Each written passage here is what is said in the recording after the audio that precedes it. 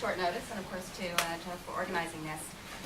The challenge of participating in a panel like this one, with multiple highly knowledgeable speakers and a crowd of probably quite well-informed listeners, is trying to find something new and different to say. This isn't the US where I can just say Malaysia's having an election and I've already increased the general knowledge of the room. Who are the rural voters? Where do they actually live the rest of the year when they're not voting? Okay.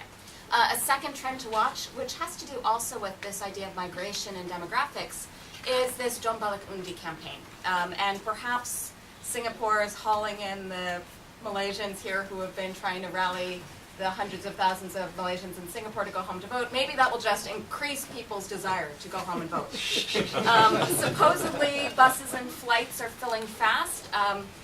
I hadn't really thought about the irony of the fact that AirAsia is offering discounted flights to Balik Undi to go back home to vote until a friend who's not from here said, really? They're not raising their rates to capture them?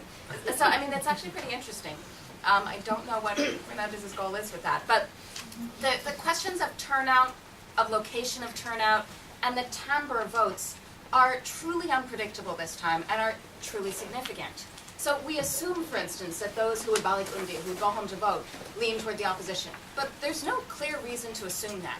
Part of it is just that such a high proportion of, for instance, Malaysians in Singapore are ethnic Chinese, and the Chinese percentage of support for the BN in Malaysia right now is around 16%, which is pretty miserable.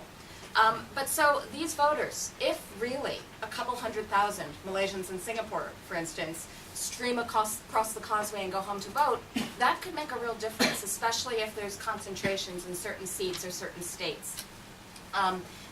And that's something that cannot be captured in public opinion surveys. There's simply no way to predict the level of turnout or to capture those voters themselves. All right, it's really unfortunate that we don't have exit polls in Malaysia that could ask people, from where did you come to vote? How did you vote? We don't, but maybe by the next election, because this is obviously going to be only an increasing trend. The voters who are voting by post from the UK, Australia, and so forth, those voters could make a difference. We had seats that were won by 125 votes last time. There are 3,000 plus of those voters, but the numbers just are less likely to cause such a difference. All right. Related to that, though, are postal votes. So it's not just the 3,000 plus Malaysians resident overseas, too far to be able to just take a bus, who matter, but also the civil servants and their spouses who have registered to vote by post.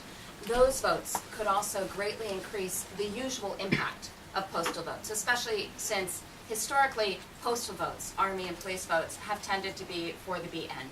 So again, distribution is everything, where those votes are clustered. And there have been some claims of suspicious clustering of votes that will come in by post. Voter turnout is another key thing to watch, as you've probably guessed from this so far. At least a quarter of voters in Malaysia, registered voters, are under 30 years of age. Almost 50% are under 40, and almost 1/4, about 23% of voters this time around are first-time voters, are new voters. And so we really can't predict. There's no trend to show.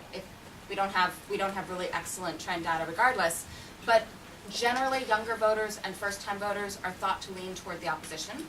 That may certainly be the case this time. But a key issue is simply going to be, of those who are registered to vote, how many show up at the polls, since voting is not mandatory. We had a 76% turnout rate in 2008, which is high, but not that unusual by Malaysian standards. It was higher in certain key states. Ambiga Srinivasan of Bersih hopes for 85%. There are calls, you'll see calls, especially on the opposition side, for 100% turnout. And that's because this majority of young voters and this large plurality of first-time voters argues for the opposition to call for increased turnout. But that's something that, again, if it's raining that day, if there are bad jams, if there's a hold-up in one of the polling stations and so the queues are long, all of those are things that especially first-time voters may be deterred by. It's hard to know.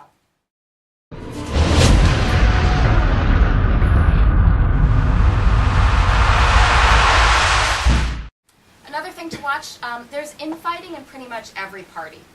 Okay, the media that you read or watch determine which party seems to have the most infighting, but it's in all of them.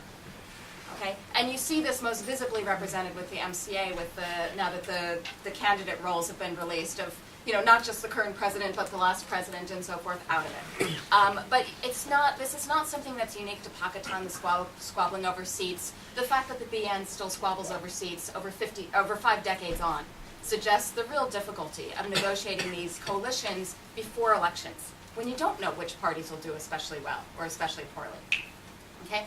The exclusion of key candidates, some to the great indignation, Ibrahim Ali, for instance, could result in spoiler candidates and three-quarter fights, not just on the opposition side, in other words, dual opposition candidates, but on both sides, or all sides. A more lighthearted thing to watch, it does seem that Malaysia may have a real developmentalist niche in the political porn industry. If current trends hold, this could be, it's always been a growth industry in Malaysia, but it seems, really taking off at all possible speed now. Another thing to watch, there's a new understanding, especially since the Lahadatu, the Sulu incursion, of just why and how Sabah, and Sarawak as well, but the attention's more on Sabah, matters so much to Malaysia. We know that they control a lot of seats and that this is seen as a BN fixed deposit. But there's a larger issue to watch in this election of the extent to which these states feel and are fully part of Malaysia and what it means to be so. So you have this odd combination of the PTI issue, the Pendidikan Tanpa Izin, the undocumented migrants issue, and the citizenship for votes arguments and investigations. That combined with the Sulu incursion, along with, for instance, starting before some of that developed, Jeffrey Kittingan's latest comeback with the Borneo United Front and his Star Party. All of that brings issues of states' rights and Sabah for the Sabahans front and center. And if the results are close at the federal level, if, in other words, parliamentary seats are close to 50-50 between BN and Pakistan, little upstart parties like Star could actually tilt the balance, which I would think is why they're so consciously not choosing a coalition now. They could be kingmakers and increase their leverage. Those issues of the position of Sabah and Sarawak dovetail with those of, for instance, the Chinese community broadly and the Hindraf movement in the Indian community in Malaysia. In other words, there's a real question here to watch in these elections, how this is articulated, how this is fought, about what rights citizenship conveys and for whom.